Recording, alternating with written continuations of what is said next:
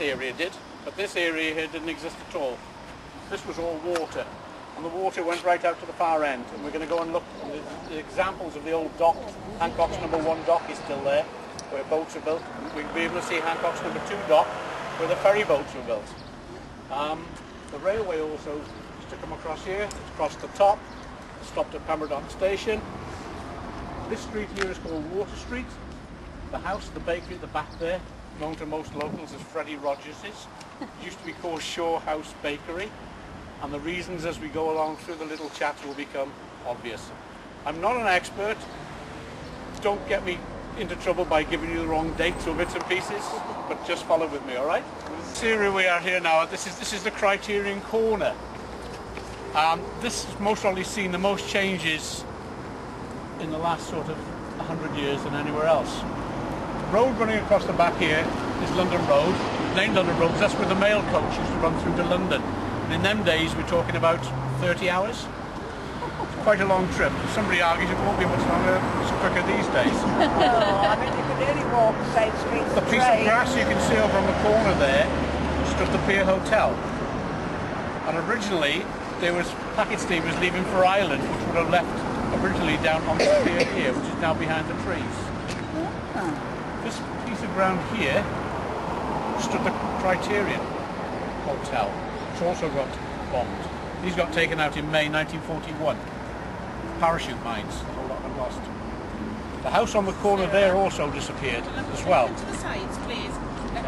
Don't worry. The house which is Walkl House, that disappeared. The military used to own all the ground across there, and just in behind the wall there used to be a lot of wooden huts. It's now Travelodge. Prior to that it was Quicksafe's car park, which was built in about 1979. Right there. This red building you can see over in the roundabout was originally designed as a pump house for Pembroke sewage system. But Pembroke Dock sewage system tended to work so well they never actually used it. It was never used at all. It then became a meeting place for a religious sect called the Plymouth Brethren, and they used to meet there. Don't know exactly what they did, but they met there for a while. Looking at the size of the building, they never had a very big congregation. It was later used by the fishing club, and I believe, if I'm correctly, it's now used by Pembroke Town Council for storage of Christmas lights. Pembroke Town Council actually took it over from the County Council. Yeah. There was talk a long time ago of realigning the road, and they were going to demolish it. And I think there were so many people in Pembroke got up in arms, they had another think about it, and retained it in the middle of roundabout, which stands there now. The military barracks is based at the top of the hill here, and I'm going to hand a couple of my pictures out to you. So there's two pictures on here. Pass these out, there's loads of these to go around. All there. So about 25 foot below us is the bottom of the dock. 25 what? Feet Right. below us is the bottom of the dock. Yeah. I can remember back in the 60s as an apprentice working on a boat in here. So this was water. This was all water. Yeah. So there would have been more to the side, and you can see here the thing. And out that end there was a large dock gate. That's Which opened up. another tie-up just in there, bit there, isn't it? That's right, the whole lot ties back into there. How awful is it that we walk? I don't know all the time, and I Never seen it, no. Where Govan Shopping Centre is now, that used to be Hancock Shipbuilding Company's machine shops and workshops. There were some more houses on the bottom here of Lower Merrick Street. The side on the site of us here was Robinson David's. Just up beyond the large block of flats over there was a large house called Cardiff House, which was the offices for Robinson David and Company. The Cardiff House. And the railway line, another railway line, which was the branch line through to the dockyard, came off a spur at Pembroke Railway Station. It came down the back, and it runs across at the top of Water Street, and it goes down between the houses, and it came down the back of Woolworths. For those who can remember Woolworths, Taylor's, the ironmongers, all them stores, it all came down the back of there and went straight down into the dockyard. Sadly all long gone. I can remember fondly putting pennies on the line and getting them flat.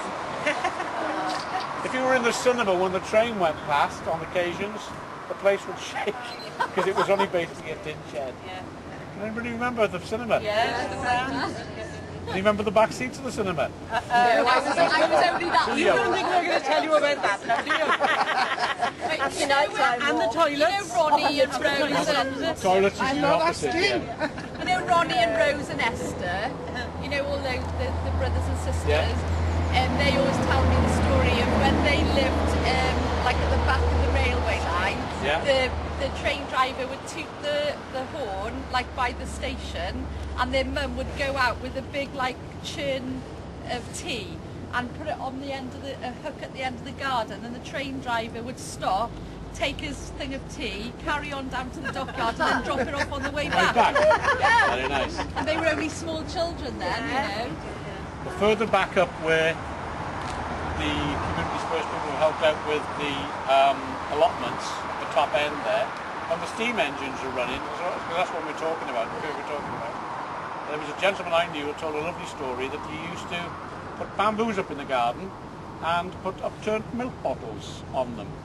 And people said, you're not growing much there. And he said, I don't put them there to grow. He said, when the steam train comes down, it stops by here, and they throw all the coal off the back of the thing trying to smash my bottles. And he said, I usually get about 2.5 buckets of coal a day. And he said, I always put the bottles back and stand them back up. And the boys on the train used to throw all these big lumps of coal.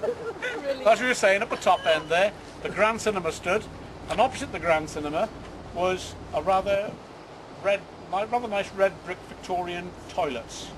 And outside the toilets was the public way bridge. And there was a gentleman called Mr. Cook who used to look after that. And I know his son, he's from half the west. A gentleman called Ted Cook. My family's names, my mum's side was Cook. There were no relative of ours at all. So my mother was actually born up in King Street at the back end here.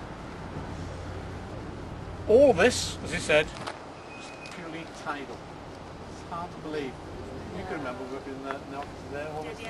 Never remember coming across here to the boat? Trying to phone Billy Ledbetter, Trying and to he phone would never Bill answer the Ledbetter. phone. He'd walk down and he'd put the phone in a green bin, shut it on top of the phone, Never ringing answered the back, phone, and he'd yeah. sit down the back. The workshop form of the Hancock Shipping Company was he was from Fleetwood in Lancashire, and he was a cantankerous devil, wasn't he? Very clever man, but very cantankerous. Just wouldn't answer the phone.